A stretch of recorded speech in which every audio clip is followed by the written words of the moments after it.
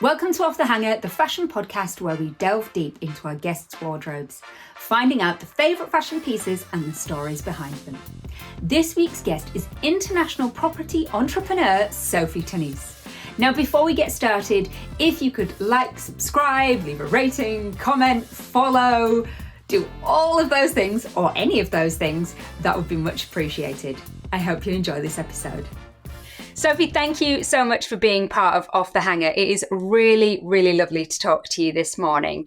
Now, as an international property entrepreneur, I imagine for you, making a good first impression is incredibly important. Yeah, definitely. I mean, I work between London and Dubai as well. So lots of Middle Eastern influences in my fashion. I spent 15 years over in the Middle East. Yeah, making a first impression is really important. And I think fashion for me is all about how you feel, how you project yourself.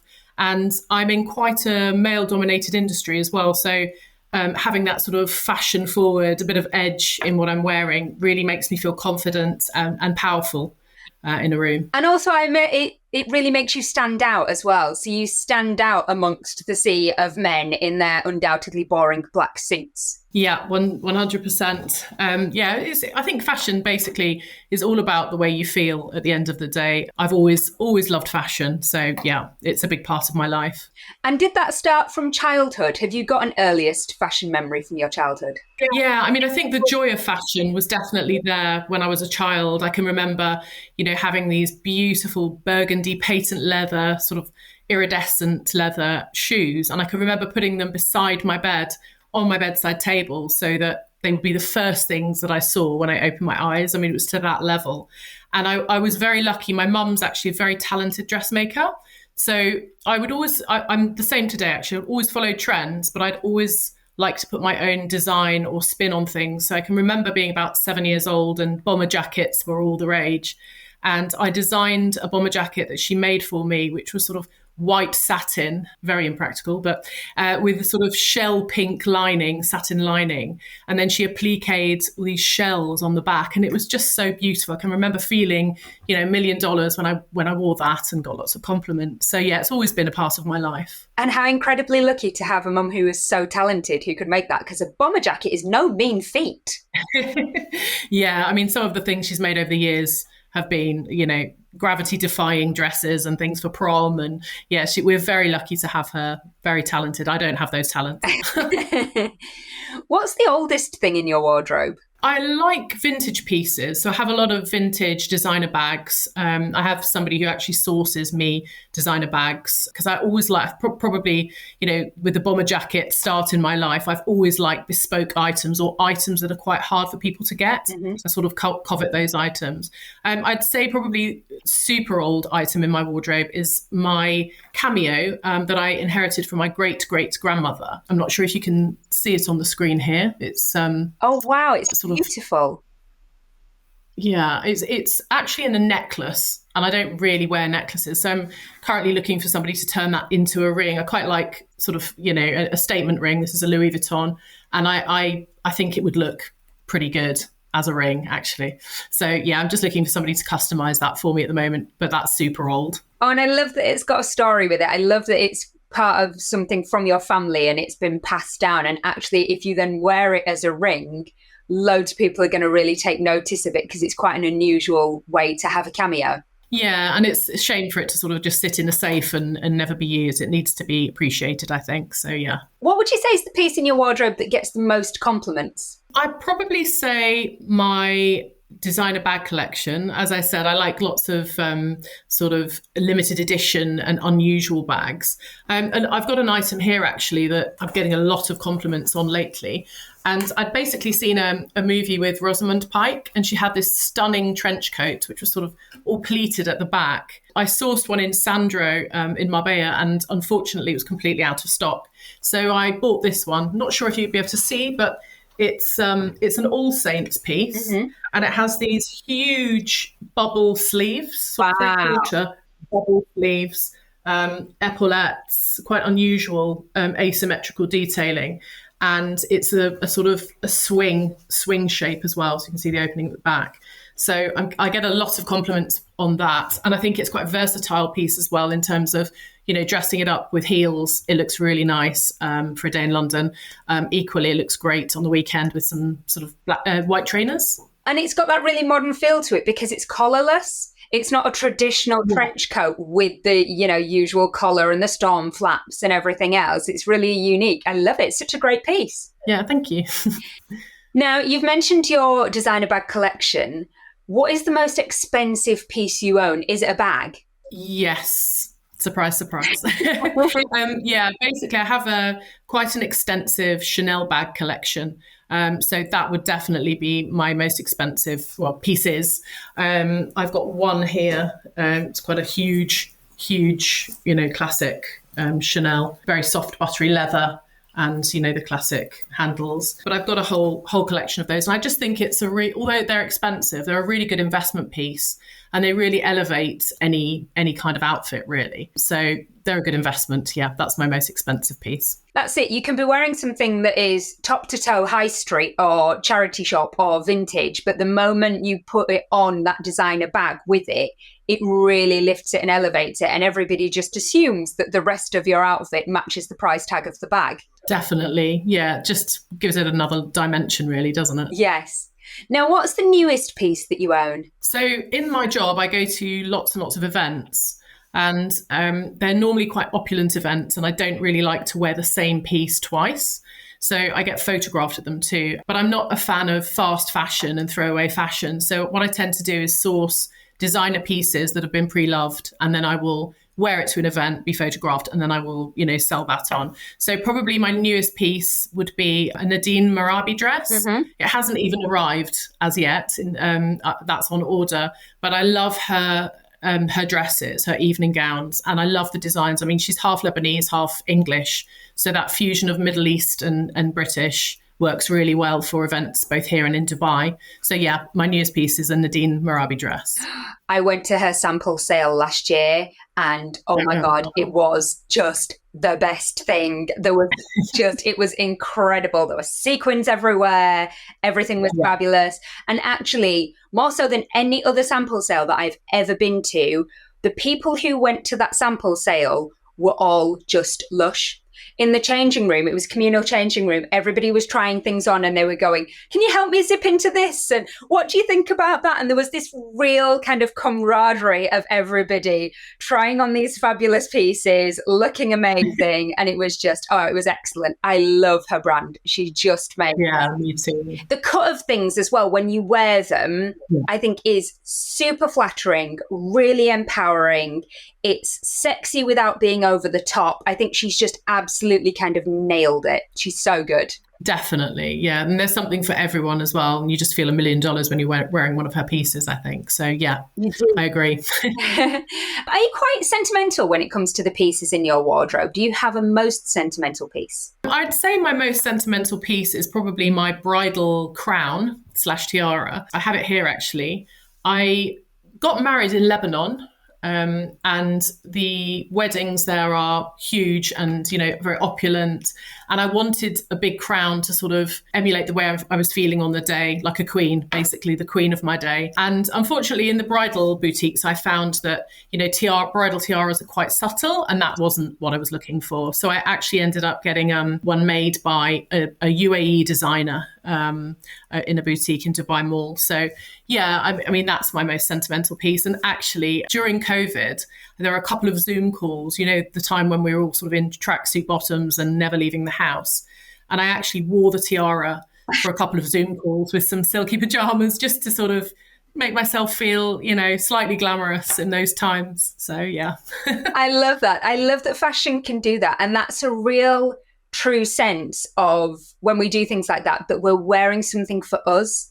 It's not about wearing something for that outer exterior validation that somebody's going to compliment us or it's for somebody else's benefit. Actually putting something on when you're just in the house, I think is just for your own benefit. It's for when you catch, your glimpse of your reflection in the mirror and you're like, look at my crown. I look amazing. Well, it certainly raised a few smiles as well in those dark times. I'm disappointed you're not wearing it today, although I do love a good hat and that hat is fabulous. Thank you. What's the piece in your wardrobe you would say most sums you up? I think hats, as you touch upon, hats. I have a hat for every occasion. I love wearing hats. I just think they're quite underrated in the fashion world. And I think a lot of people are quite intimidated to wear them. You know, I hear a lot of people saying, oh, my head's too big or too small. And I think everyone can wear them, but it does take a bit of confidence, I would say. But one of my key sort of signature looks is a signature sleeve. So I'm known for my sort of puff sleeves, big statement shoulders, you know, anything I've got, even basics like this, for example, this denim jacket, you know, this is a Zara denim jacket. I'll have, you know, huge puff sleeves, and even on my tailored blazers. I just think that it can take your whole look to a different dimension. It's quite fashion forward and it makes it look more edgy. So yeah, I'm known for my big puffy shoulders and sleeves and balloon sleeves and that kind of thing as well. And I think on a psychological level, it's about not being afraid to take up space. You know, I think as women, there's often that fear of taking up too much space and appearing too big or being too much. And I think that that's something that we really need to get over, and we should take up the space, and we shouldn't be afraid. No man's ever afraid of taking up space, are they? So, you know, we shouldn't be afraid to take up space. And I think a great way for women to do that is through the clothes that they wear and is through fashion. Yeah, definitely. I mean, who doesn't feel amazing when they've got a, you know, big pair of heels on? I mean, they might not be the most comfortable, but you sort of dominate the room. You're towering over people. It's quite a good feeling when you're in a meeting or in a pitch or something like that. That's it. Super empowering. We use fashion to empower ourselves, which I think is a brilliant thing. Definitely. Now, I am a bit of a fashion disaster in terms of I regularly have wardrobe malfunctions. I don't know why these things always happen to me, but I am the queen of that club. Would you like to join my club? Do you have a wardrobe malfunction or a fashion faux pas that you can share? Do you know what? I think in terms of wardrobe malfunctions, I mean, we've all had the odd, you know, snapped heel and that kind of thing. But I do think in terms of fashion faux pas, there's also a lot of times that you look back and you think, oh my goodness, you know, what was I thinking, or what was my hair doing? But actually, in that time, in that moment, you felt amazing. So I wouldn't call it a faux pas as such, but if I was pushed, I would probably say the era of the Juicy Couture velour tracksuit probably wasn't the finest fashion moment. It was not our finest fashion hour. And the fact that these things have returned slightly horrify me. I'm still bearing the trauma from the first time round. But I mean, at the time, you know, we looked great. So we look great. There you go. I blame Paris Hilton. It was all her fault. It was. Now, you obviously love your bag collection, but are you quite a shoe fan as well? Do you have a favourite pair of shoes? I have lots of shoes and I love wearing shoes. I'm not as in love with shoes as I am with bags, but I do have favourites. I mean, I've got these Gucci mules. I wear these with more in Dubai, to be honest, with sort of black swimwear, and I absolutely love those. However, I have obviously have 3 children, and running around in that kind of heel is not very practical. So I also have, as well as all my heels that I wear into London for meetings, I also have quite a lot of flat shoes and trainers, a trainer collection. So I mainly buy designer because I feel like it makes me feel better about being in a flat shoe. So for example, I'd have Gucci flat tops that I might pair. I have a lot of limited edition trainers, even down to sort of Nikes, but things that other people would find it quite difficult to find. I get somebody to source them for me. Those are some of my favourite sort of silver Gucci high tops with a little logo. You can just see iridescent logo. And I'd wear those even with what I'm wearing today, for example, with a pair of skinny jeans. So yeah, I'd like to feel special even in flats, really. They're great. Such a great collection. Now, this question wasn't on the list, but I'm just super curious. I don't know if you'll be able to answer it. Do you have a favourite bag in your bag collection, or is it like trying to pick one of your children? It really is. It really is. I do have one that I tend to bring out. I mean, I actually basically, here's my Gucci one, I would say.